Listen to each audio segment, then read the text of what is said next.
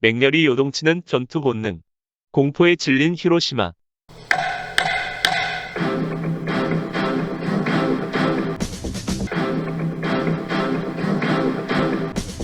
7군단 예하 부대로서 일본에 상륙한 기갑 11사단이 시마네현 이인한조를 출발해 히로시마현 미오시까지 진격한 시간은 불과 8시간 밖에 걸리지 않았습니다.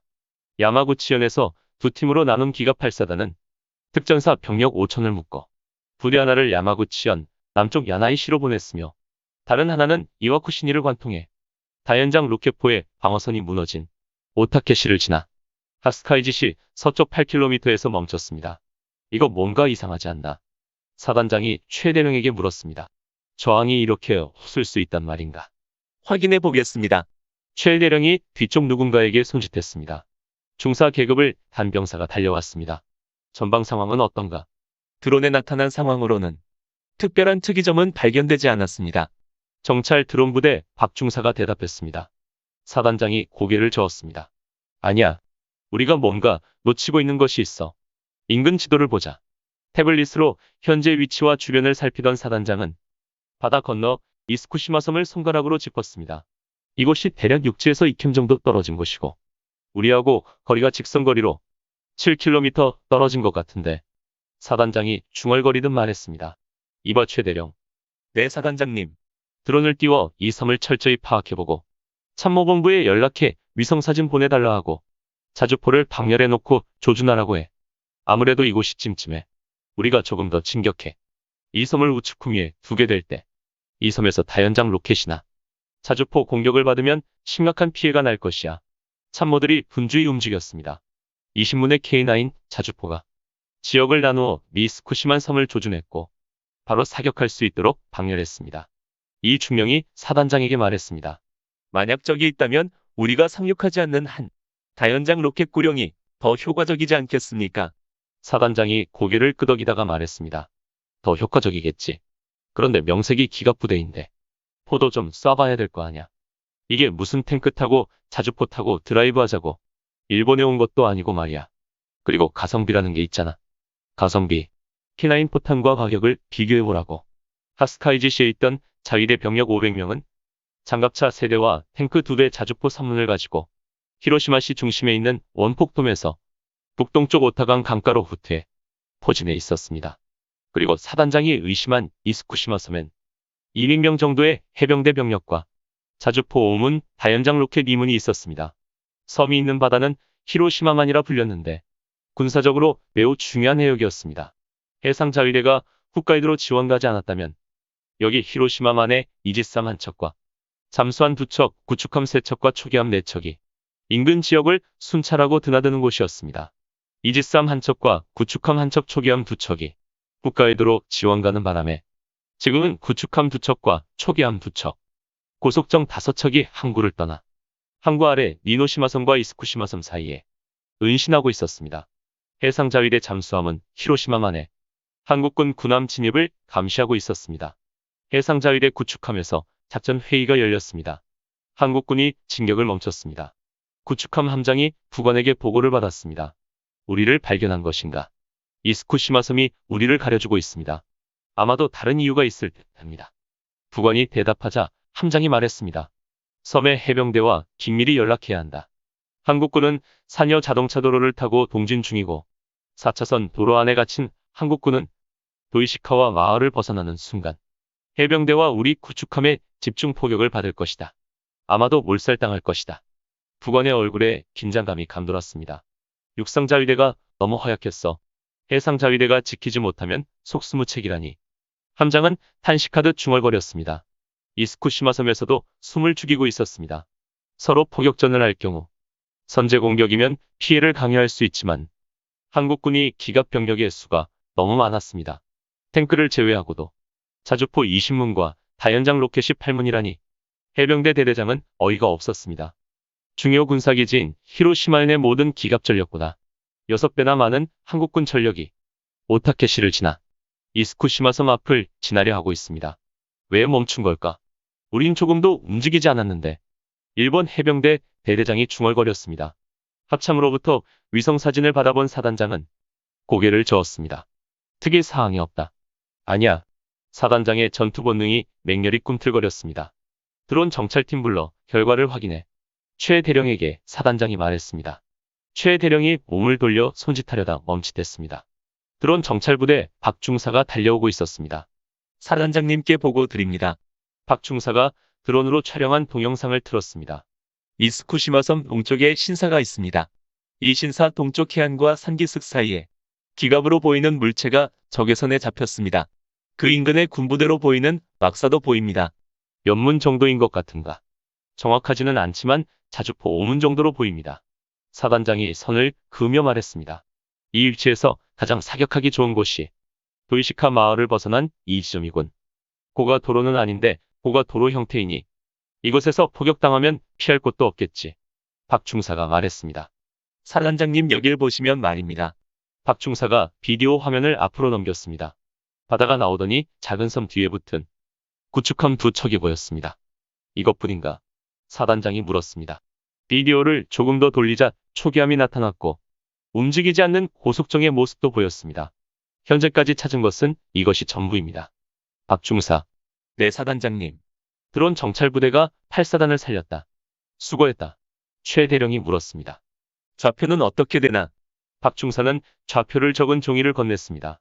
움직이지 않는 육지에 가까운 함선이 어느 정도 공격에 취약한지 알려줘야겠군. 사령관이 작전 참모들을 보며 말했습니다. 내 말 잘 들어. 우리는 처음부터 작은 섬 따위는 내버려 두고 있다. 전쟁을 오래 할 생각이 없기 때문이지. 그렇다고 해도 적으로부터 공격이 없을 거라는 것이 아니야. 아무리 형편없는 적이라도 긴장을 풀면 우리가 죽는 거야. 최 대령. 네, 사단장님.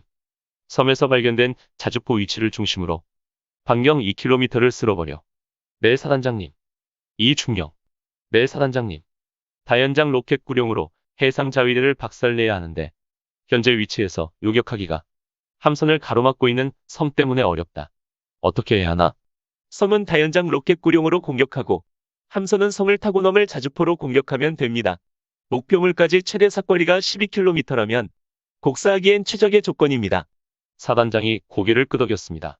정찰 드론과 자폭 드론을 같이 띄워서 남은 것이 있으면 마저 처리하자. 그리고 부대원 중 100명을 뽑아 섬에 상륙시켜 위험을 마저 제거하도록. 작전 부관들이 우렁차게 대답했습니다. K9 자주포 20문이 동시에 발사하자. 천지를 뒤흔들 것 같은 소리가 들렸습니다. 자주포와 동시에 다연장 로켓 3개 포대가 일제히 불을 뿜었습니다. 동시에 발사된 이 소리는 이스쿠시마 섬은 물론 구축함에서도 들렸습니다. 분당 3발을 발사할 수 있는 20문의 K9 자주포는 분당 60발의 포탄을 발사했고 그렇게 10분간 해상자위대 구축함과 초기함 고속정에 쏟아졌습니다. 다연장 로켓이 해병대 기지에 쏟아졌습니다. 구축함 레이더와 이스쿠시마 섬 해병대 레이더에 깨알 같은 점들이 나타났습니다. 갈매기 떼도 아니고 이게 뭐지? 구축함 레이더병이 중얼거렸습니다. 그리고 그 중얼거림이 유언이 되었습니다. 구축함과 섬 쪽에서 반격할 거라 생각해 대비하던 한국군은 단 한 발도 반격이 없자 의아해했습니다. 명령이 있기 전까지 움직이지 말라는 명령을 자위대원들은 어기지 않았습니다. 고속정 두 척이 폭격에서 살아남아 도망치다가 자폭 드론과 함께 수장되었고 일본 해병대 막사에서 1km나 떨어져 있던 다연장 로켓과 부대원은 발견도 안 되었는데 억울하게 전멸해버렸습니다. 히로시마에는 히로시마 평화공원이 있고 이 평화공원 북쪽 오타카 강가에 자위대는 진을 치고 있었습니다. 이스쿠시마 섬에서 올라오는 화염과 폭발하는 소리를 들었습니다.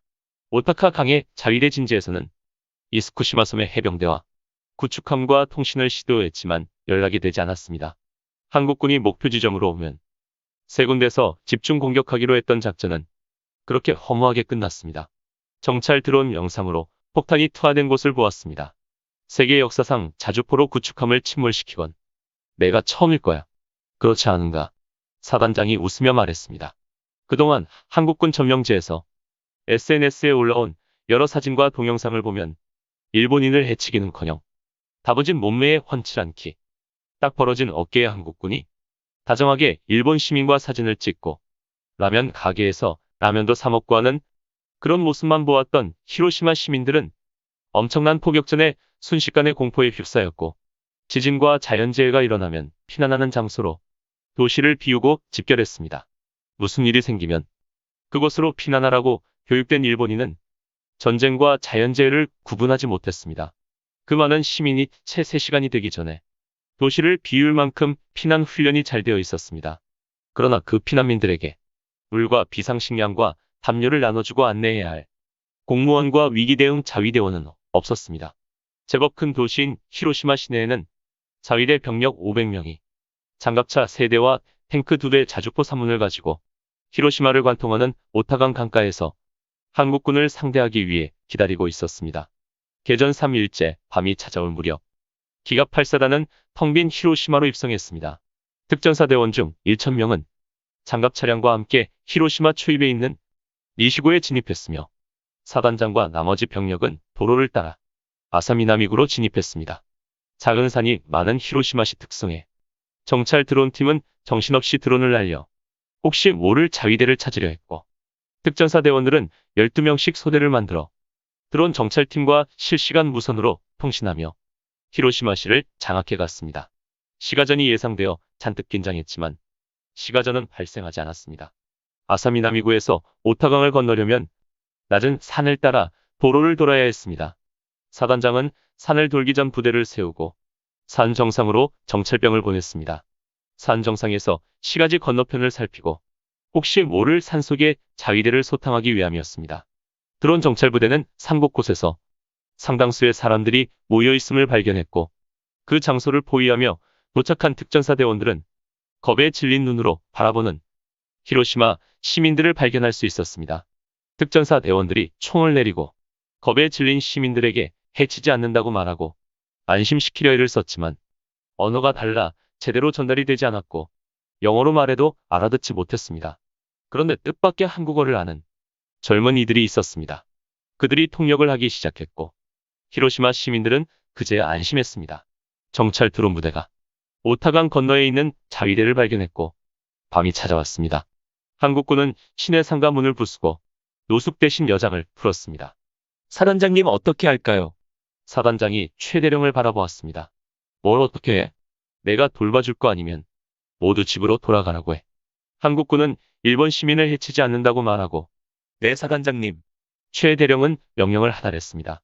한국군은 시민들을 해치지도 않았고 모욕을 주거나 폭행하지 않았으며 힘들어하는 노인들을 살펴주면서 집으로 돌아가라고 말했습니다. 히로시마 시민들은 그제 안도했습니다.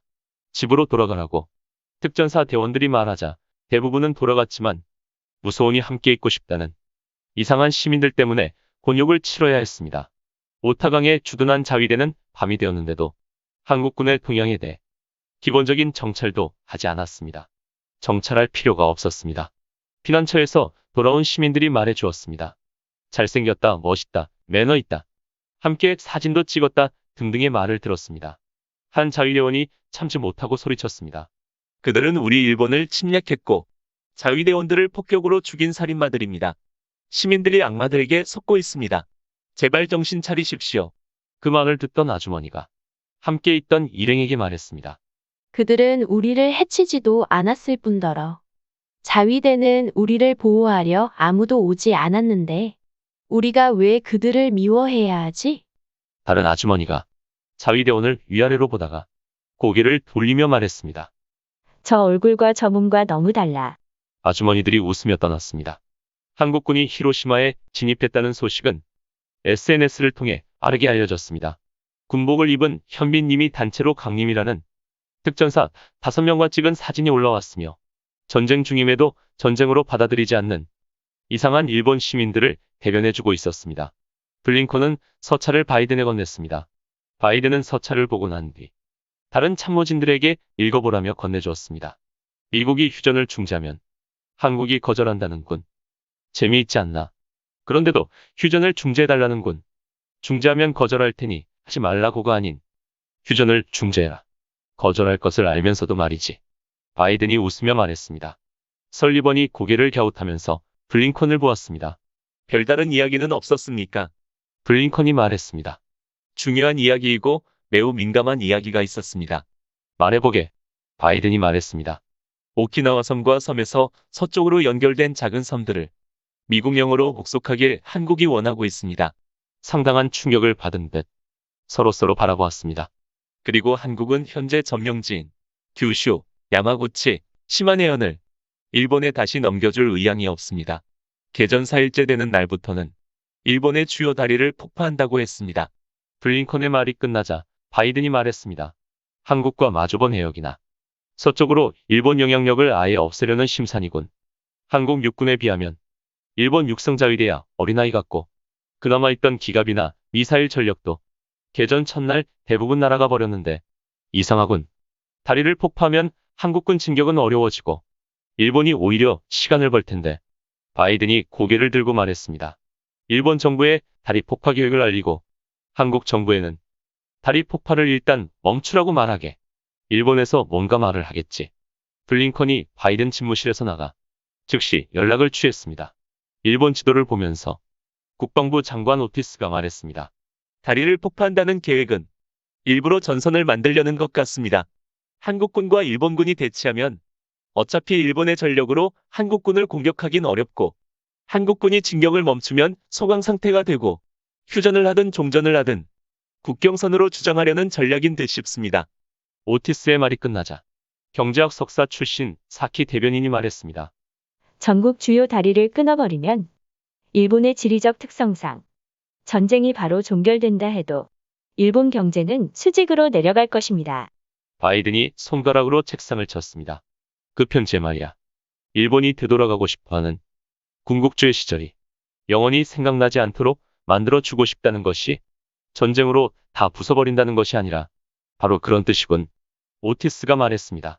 내일이 개전 4일째고 현재 전황으로 보면 내일 히로시마가 한국 수중에 들어갈 것입니다. 지금 진격하는 속도라면 일주일 정도면. 오티스가 말을 흐리자 화면에서 보이는 일본 지도를 보며 안보보좌관 설리번이 말을 받았습니다. 오카야마현과 도토리현까지 점령하고 히로시마의 시코쿠 섬까지 한국이 원한다는 이야기가 되나요? 바이든이 말했습니다. 나는 도대체가 이해가 안 돼. 모두가 바이든을 보았습니다. 프린트된 사진 한 장을 들었습니다. 침략을 받았는데 저항하지 않는 국민이라니. 사진 속에는 해맑게 웃고 있는 여성들과 모호한 표정의 국군이 있었습니다. 오늘 영상은 여기까지입니다. 고맙습니다.